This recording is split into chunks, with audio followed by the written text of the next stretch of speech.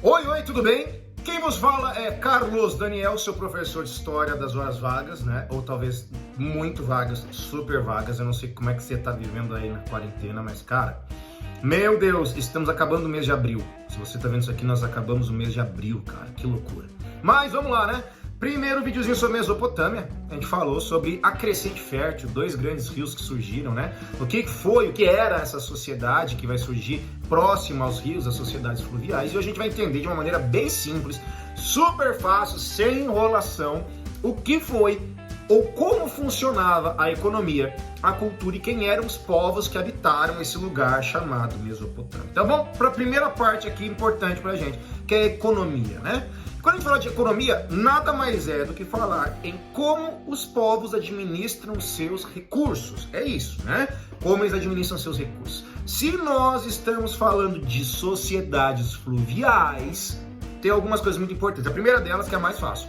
Se tem terra e tem água, terra, água. Juntou as duas, o que a gente tem? Agricultura, né? Agricultura, bebê. Água, terra, agricultura. Então, você vai ter ao sul, né, do rio Tigre e Eufrates, a concentração da plantação de trigo e cevada dentro das sociedades da Mesopotâmia.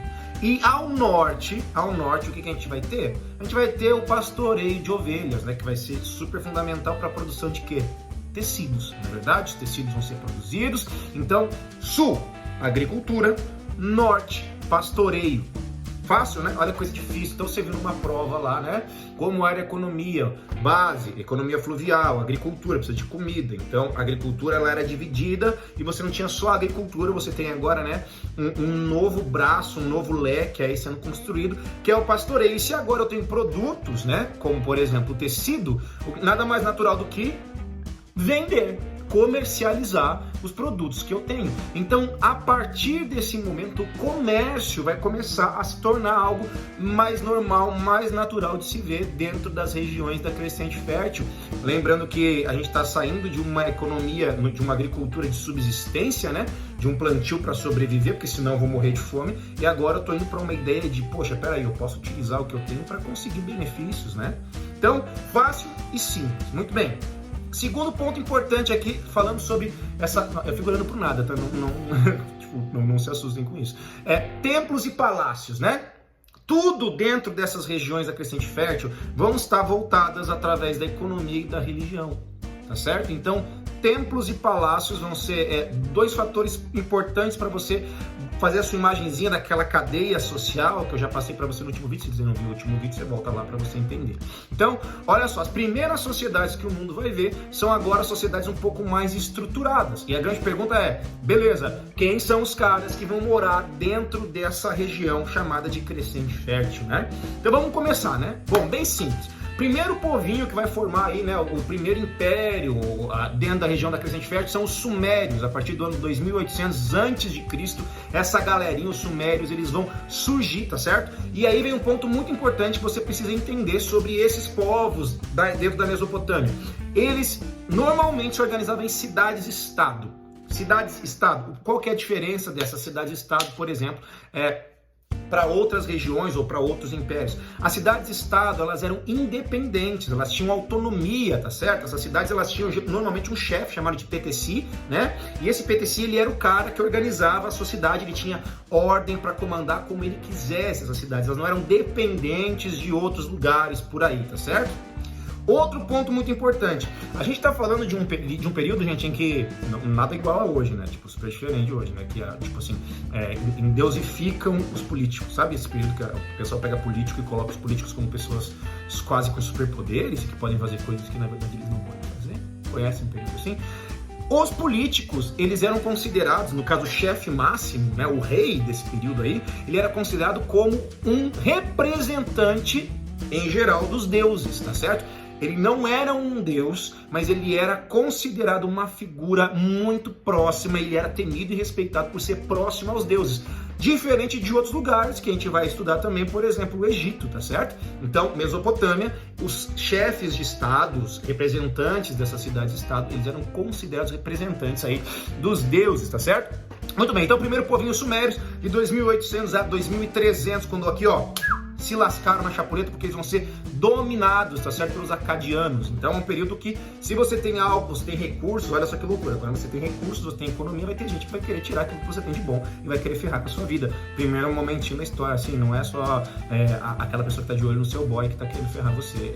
A economia foi o primeiro ponto sobre isso, tá bom? Segundo povinho, então, e aí você já ouviu falar dos caras babilônicos. Só que olha só, a Babilônia, ela vai ser dividida dentro de um contexto histórico aqui entre Babilônia parte 1 e Babilônia parte 2, tá certo? O primeiro império babilônico vai começar a partir de 1850 a.C., tá certo? E o que vai rolar de fantástico dentro desse período aqui? Ah, aqui é Nabucodonosor, tá ligado? Tem o Nabucodonosor, tá aí, não tá.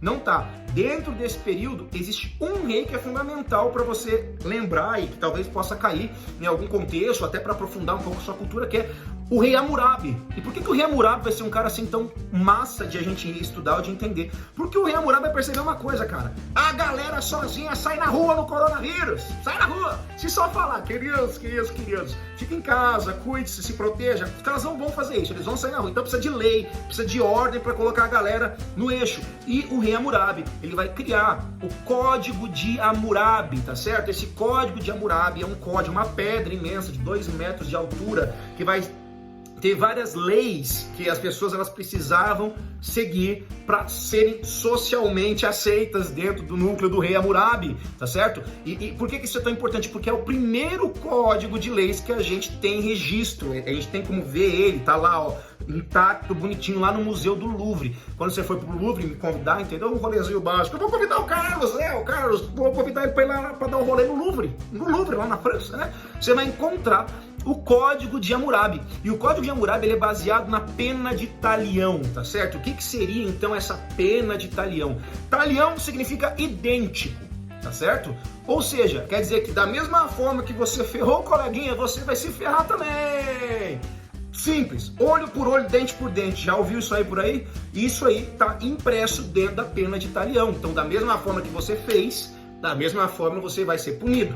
Matou a mãe do cara, o cara pode ir lá e matar a tua mãe, tá certo? Basicamente seria isso. E esse código, ele vai ser um código social, um código civil, tá certo? Então, ponto importante aqui, quando a gente fala do Império Babilônico, parte 1, que é o império de um dos mais famosos reis, que é o Hammurabi. A gente está falando aí do Código de Hammurabi, tá certo? É bem comum você ver questões por aí falando desse códigozinho. Muito bem.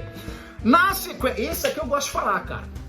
Porque assim, se tem uma galera aí que era da treta, você conhece aquela galera da treta, sabe? Esses caras são o próximo povinho. Então, olha só, a gente já passou pelos sumérios, pelos babilônicos, e agora a gente vai para os assírios.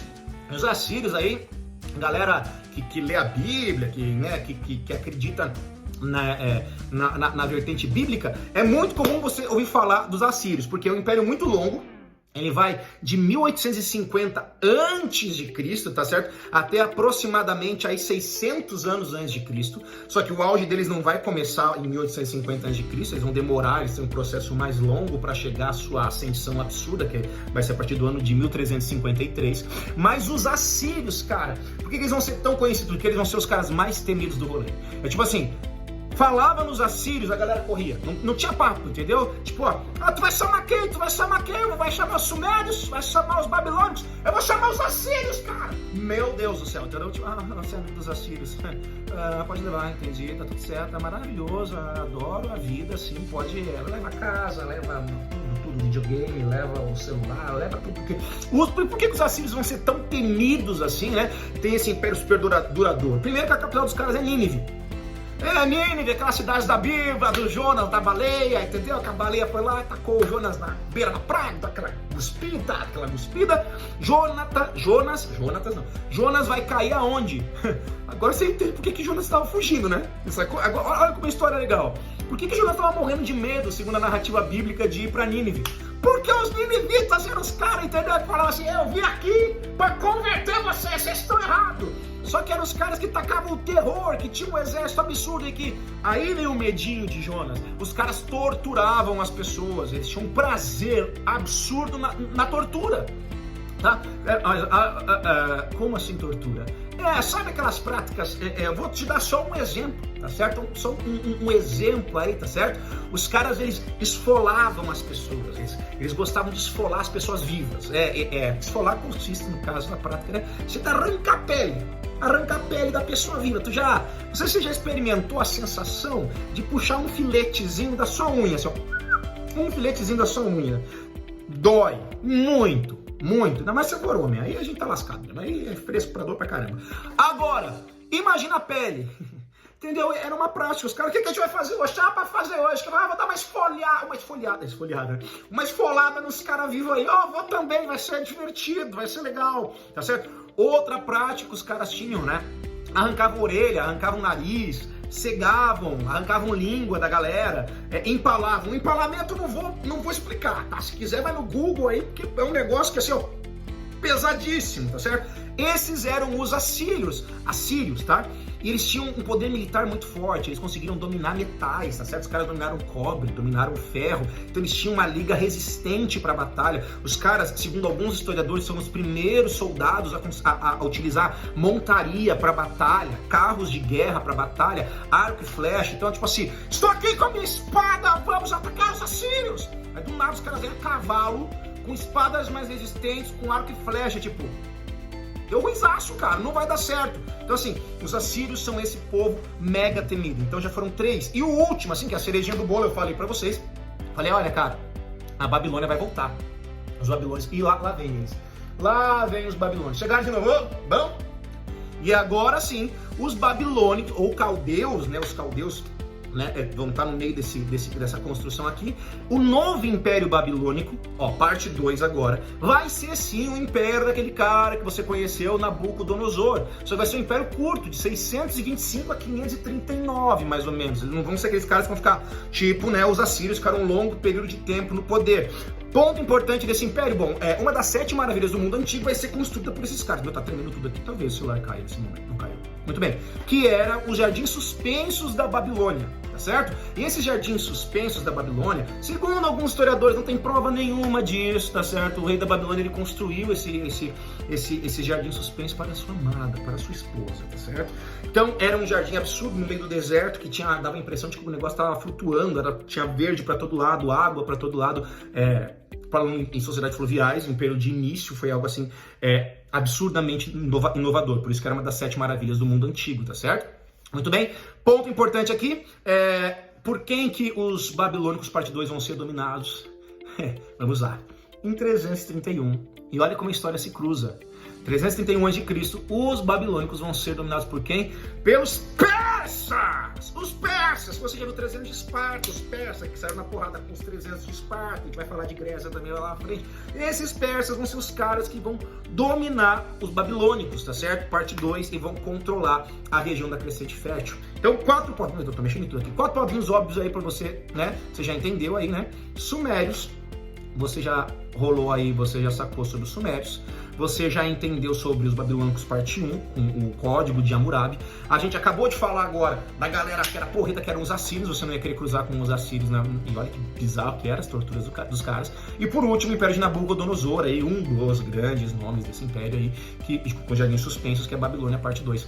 Pontos importantes que você precisa relembrar ou entender sobre essas primeiras sociedades aqui pra gente fechar sobre a Mesopotâmia, tá certo? Primeiro, na questão da cultura, eu falei para vocês que tudo transitava entre economia, templos, palácios, ok? Então, uma construção fantástica que ocorreu nesse período eram os zigurates. Os zigurates, eles eram os templos dos povos da Mesopotâmia. Só que esses templos, eles não funcionavam só para adoração dos deuses, gente, num ponto importante, os caras eram politeístas, né? Esses templos também eram utilizados, tá certo? Para armazenamento, né? Os caras armazenavam produtos, armazenavam dentro dos templos, dentro dos zigurates. Além disso, funcionava como comércio também, ou seja, era o lugar de que você fazia as negociações, o câmbio, e educação. Então os caras tinham educação também dentro dos zigurates. A escrita, cara, essa parte é muito, muito, muito importante. A gente sempre acha que as coisas surgem do nada, né? E não, isso, os mesopotâmios estão aqui para mostrar isso pra gente, porque a escrita cuneiforme, que é a primeira escrita, né, uma das primeiras escritas que a gente tem noção, que a gente conseguiu estudar, né, você sabe que existe um caminho, a gente teve as pinturas rupestres, tá certo, que era a escrita pictográfica, né? Que você tem um símbolo lá, esse símbolo aí, eu vou desenhar uma vaca, um boi, um jumento e tal, né? Depois da escrita pictográfica vem a escrita ideográfica, tá certo? Que agora o símbolo ele carrega uma ideia, né? Ele carrega uma percepção. E depois você vem a silábica, que é aquela que a gente aprendeu, né? O símbolozinho que ele tem um som, né? Normalmente uma vogal, as coisas, né? Vai formando os sons. A escrita cuneiforme, que é a primeira escrita que vai surgir, ela era cunhada. Isso quer dizer que os caras utilizavam, cadê? Deixa eu pegar uma. O lápis. Olha o lápis. Olha o lápis. Tá vendo esse lápis aqui? Ele tem um formato de cone. Não tem? Aqui, ó, o formatinho de cone dele aqui. Então, eles cunhavam na argila, tá certo? Em tijolos de argila, colocavam no forno para secar os símbolos que tinham significados para eles, tá certo? E isso era um processo assim extremamente honrado, era algo super importante porque era a memória do povo sendo gravada, a memória da sociedade sendo gravada. Então, a primeira escrita que o mundo já teve foi em argila, não foi em papel, escrita cuneiforme, tá certo? E por último, além da escrita cuneiforme, importante é a questão da religião, né? Como é que esses caras adoravam, o que eles adoravam, como é que funcionava esse rolê da adoração para eles, tá? Simples, tá bom? Bem simples aqui pra gente. Esses povos, eles eram politeístas, ok? Na sua grande maioria. Então, né? Lembra lá, monossílaba, polissílaba, né? Vários deuses, eles tinham um arsenal de deuses que eles cultuavam. E curiosamente, os povos da Mesopotâmia tinham deuses antropomórficos, isso quer dizer que tinham características humanas, né? Humanas, tá?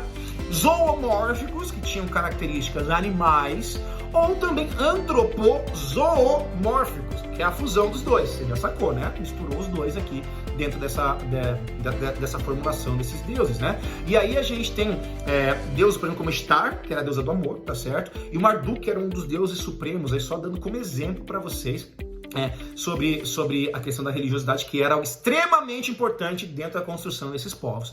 E por último, o que esses caras deixaram pra gente como legado, né? Bom, acabei de falar pra vocês, a questão da primeira escrita foi algo que surgiu ali, tá certo? A divisão dos minutos, dos segundos e dos anos em 360 dias, né? Essa divisãozinha aconteceu aí com esses povos da Mesopotâmia, até a questão dos 360 graus também, eram povos matemáticos, mexiam com astronomia e se aprofundaram, até mesmo questões como anatomia, por exemplo, eram questões que eram aprofundadas. Então, esse aí é o nosso resuminho sobre Mesopotâmia. Espero que você tenha entendido um pouquinho mais. Qualquer coisa, deixa comentários aqui se você quer aprofundar em algum ponto que você não entendeu, que a gente grava mais vídeo para você. É isso aí, um forte abraço para você nessa quarentena e tome bastante água em homenagem às sociedades fluviais. É importante para você